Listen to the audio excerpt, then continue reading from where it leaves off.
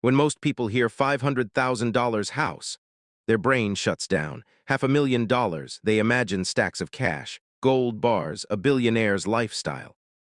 And instantly they think, that's not for me.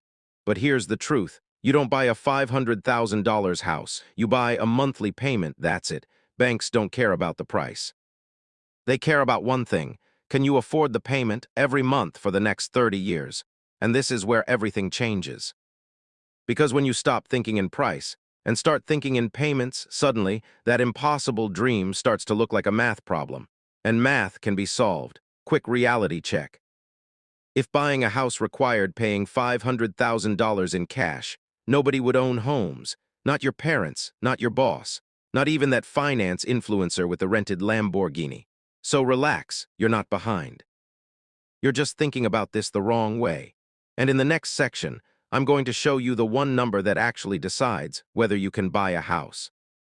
Let's talk about the only number that matters, your monthly housing payment. In 2026, let's say you buy a $500,000 house. You put 5% down. That's $25,000. The loan is about $475,000. With average rates, your total monthly payment might be around $2,700 to $3,000. Now pause, look at that number, because this is the real question.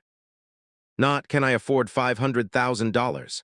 But, can my future income support $3,000 per month? And here's the part nobody tells you. Most renters in major cities are already paying $2,000 to $2,500 in rent. Sometimes more, which means you're already close, very close. But the real magic doesn't come from your salary, it comes from something far more powerful. And far more dangerous if you don't understand it. Let me introduce you to the secret weapon of the middle class. It's not stocks, not crypto, not side hustles, it's leverage. When you buy a house, a bank gives you hundreds of thousands of dollars at a fixed interest rate for 30 years. So you can control a massive asset with a tiny amount of your own money. This is the only time in your life a bank will look at you and say, here's $475,000, pay us back slowly, good luck. And here's where it gets insane. Inflation keeps rising. Your income keeps growing, but your mortgage payment stays the same, which means every year that payment becomes easier. Every year your debt becomes smaller. Every year you quietly get richer without doing anything. That's how wealth is built in real life, slowly, predictably, relentlessly. But there's another myth we need to destroy.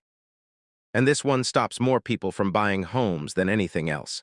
Because what I'm about to tell you will save you tens of thousands of dollars and probably years of waiting. Most people think, I need 20% down.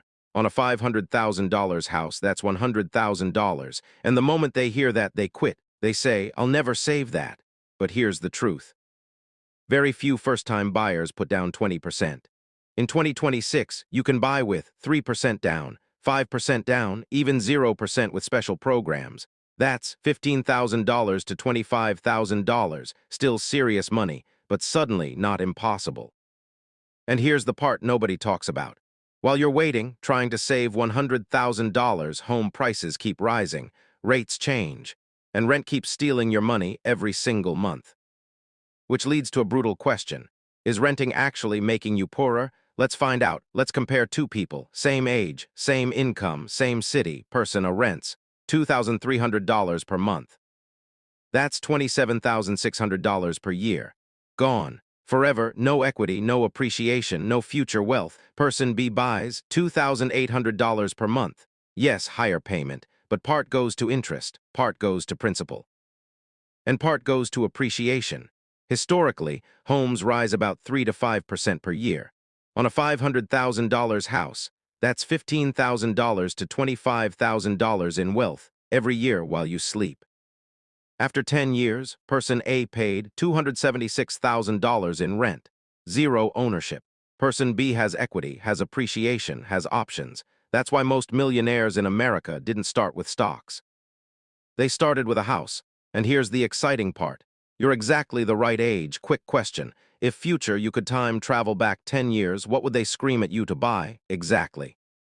Let's continue. If you buy at 25, by 55, your house is paid off, worth maybe $1 million, and you lived in it the entire time. No rent, no landlord, no panic every time the lease ends. And even better, that house becomes leverage for rentals, for investments, for freedom. But there is one mistake that can destroy everything, and this is where people ruin their lives. Here's the dark side: buying too big, buying for ego, buying because Instagram told you to, a huge house, luxury finishes, a payment that eats your entire paycheck, and suddenly you're trapped. Houseboy stressed, working jobs you hate just to pay for walls you barely enjoy. That's why smart buyers follow one sacred rule. Your housing cost should never exceed 30% of your income. If you make $90,000, that's $2,250 per month. If you make $120,000, that's $3,000 per month, which means you don't need more house. You need more income and a better plan. Here's the final truth. Affording a $500,000 house is not about being rich. It's about growing your income, using leverage wisely, buying at the right time, letting time do the work. And every single part of this is powered by one invisible force. The same force that turns $100 into $1 million. The same force that builds fortunes quietly in the background. That force is compounding. If this video opened your eyes, the next one will change how you see money forever.